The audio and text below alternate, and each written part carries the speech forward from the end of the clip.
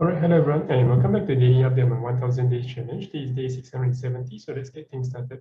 All right, so first and foremost, there's no change in terms of patterns wise. I'm not entering any trade right now because right now, like I mentioned, things keeps available choppy on the Bitcoin chart in terms of the crypto market in general as well. So of course, there are still certain points where it's still a little bit more clear in terms of trending wise. So as of right now, because I'm still managing in terms of my new book scope, job scope wise, so I'm still not having so much time in terms of managing the shorter intraday kind of time frame periods. So in addition to that, I'm also trialing a couple of back testing in terms of a new strategy to see or improvised strategy, I would say, in that particular perspective. All right, so I think in a couple of 1 or 2 more weeks later, I'll be relaunching in terms of the more systematic trade on the experimental trade setup, and let's see how things goes along the way.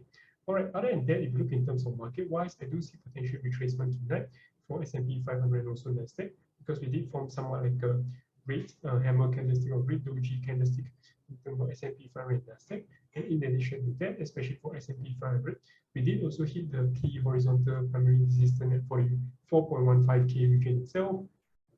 Whereas for Nasdaq, we're still a little bit far away, but we're still quite near towards the 13K region itself, which is the primary resistance area as well. Whereas for ASH and KWEB, there looks to be somewhat like a small red doji candlestick formation, similar on both. And potentially we could see some sort of retracement and one pullback.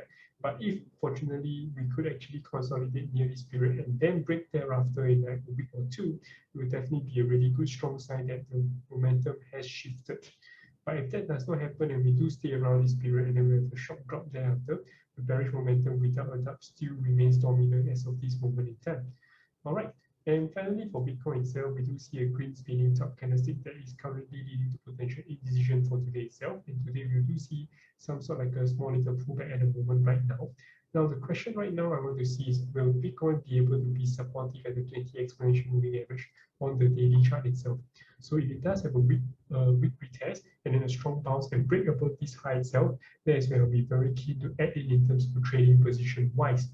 But on the other hand, if it does retrace over here and have a weak retest, what I'll be keen to buy over here is basically long-term investment, but what I'll be willing to buy up here is more of a trading position itself.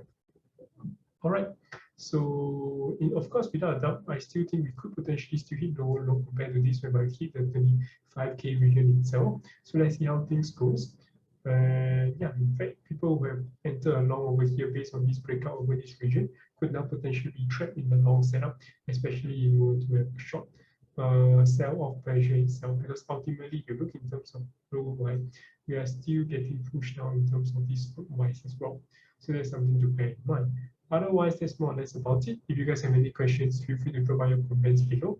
Well, I'll see you guys tomorrow. Take care. Bye-bye.